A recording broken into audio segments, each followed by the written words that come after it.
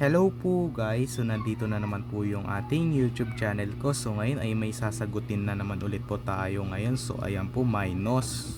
So ang nakabasa kasi dito ay subtraction, borrowing. So ayan po, so hindi mo alam kung ano yung borrowing. So ayan po, ang ibig daw sabihin ng borrowing ay ay magsusulat ka daw dito ng ng kahit anong number. So ito ganito ang borrowing. So sasagutin na natin to ngayon.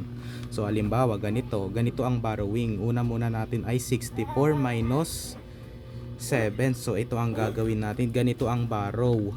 So itong 4 ay magiging 14. So i-cancel na natin to. So unahin muna natin to. So 14 minus 7. So ayan po, 14 minus 7. So itong 14 ay mababawasan siya ng 7. So ayan po, hindi 7. So ayan po. So next, yung 6. Ayan po. So itong 6 na to ay isusulat natin dito yung 5. So itong 6 magiging 5 na to. I-cancel na natin. Kasi hindi na 6 to 5 na yan So hindi isusulat natin ay 5. So ang tamang sagot ay 57. So ito 64 minus 7 equal 57. So ayan po, ganun ang borrowing. So ayan po, ganun ang borrowing, Allison. Ayan po, so next 55 minus 6. So ayan po, 55 minus 6. So try lang natin na walang borrowing. Ito ang gagawin kasi natin. 5 minus 6 lang. So itatry lang natin. So itong 5 mababawasan siya ng, itong 6 pala ay mababawasan ng 5. So ayan po, hindi magiging 1. So hindi pwede yun. Kailangan natin mag-borrow. So ito So itong 5 na to ay magiging 15. Ilalagay natin dito sa taas. So i-cancel na natin yan. So ito 15 yan 15 minus 6. So ayan po. So itong 15 mababawasan siya ng 6. So ito ay aanin natin sa kamay. 15, 14, 13, 12, 11, 10, 9. Hindi 9. Hindi 9 ang sagot. 9. So ayan po. So next. Okay, so gagawin ulit natin katulad dito. So itong 5 na to ay magiging 4. Isulat natin dito yung 4. So i-cancel na natin yan. Hindi magiging 49 ang sagot. So ito 55 minus 6 equal 49. So ayan po. So next, ayun ang borrow. Ayun ang borrowing. So ayan po. So next 79 minus 8. So ayan po, 79 minus 8. So ito ito ang borrowing. So itong 9 ay magiging 19. 19. So i-cancel na natin. So ito ang gagawin natin. 19 minus 8. So ayan po, 19 minus 8. So itong 19 mababawasan siya ng 8. 19, 18, 17, 16, 15, 14, 13, 12, 11. So hindi magiging 11.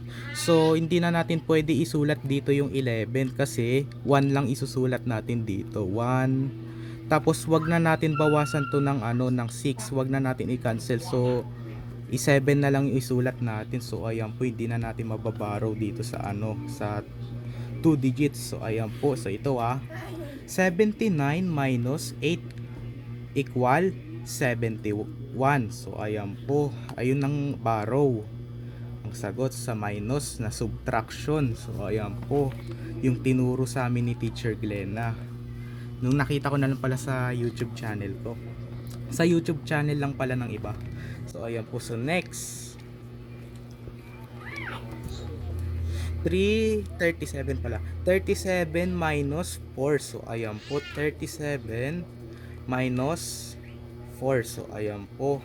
So magbaborrow ulit tayo. 17.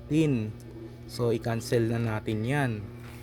So ito 17 minus 4. So itong 17 mababawasan ng 4. Ito 17, 16, 15, 14, 13.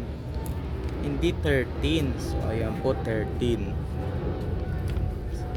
Tapos ano, so hindi na natin ipwede. So 3 ulit yung isusulat natin. So ayan po, hindi na natin ipupwede ulit yung i-borrow dito, magiging 2. So hindi na yun pwede kasi ano na eh,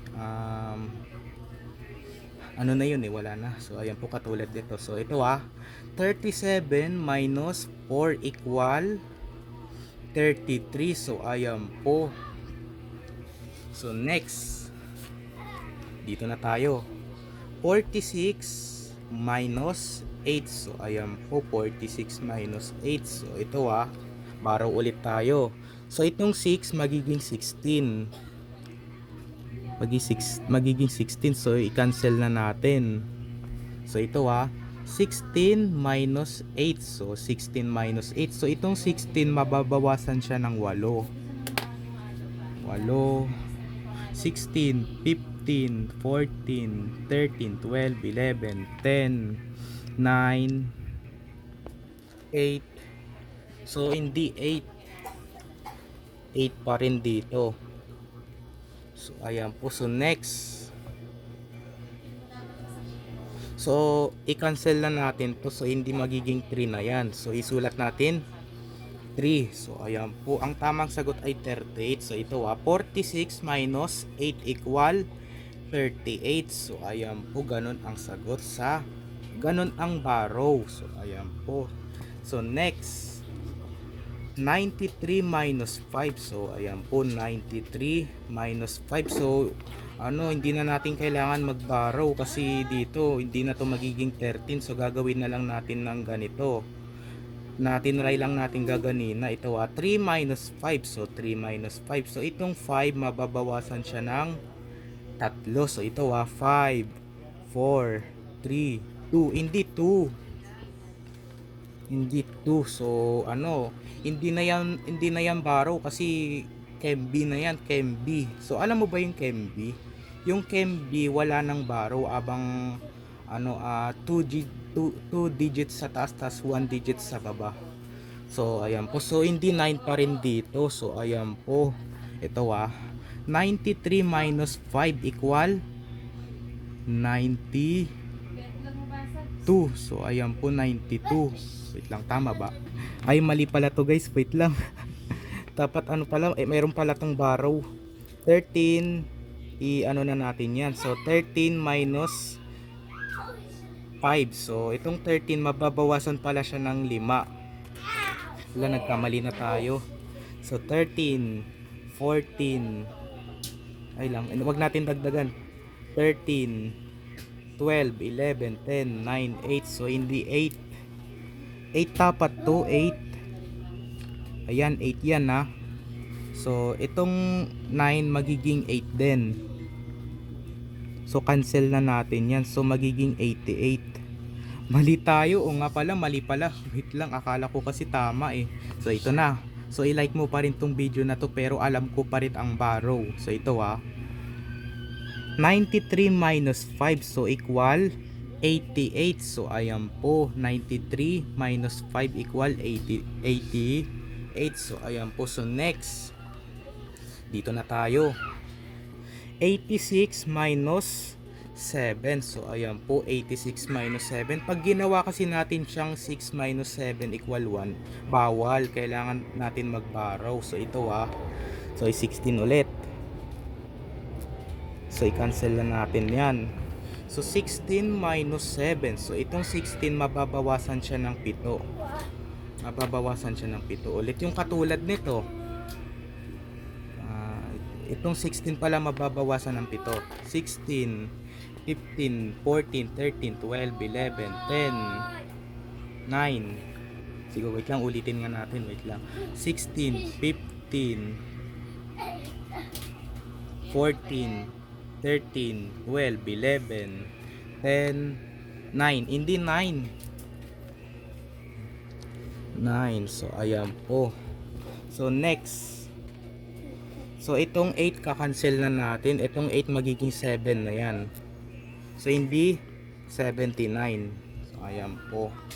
So ito 86 minus 7 equal, ano pala, ulitin natin, 86 minus 7 equal 79. So ayan po.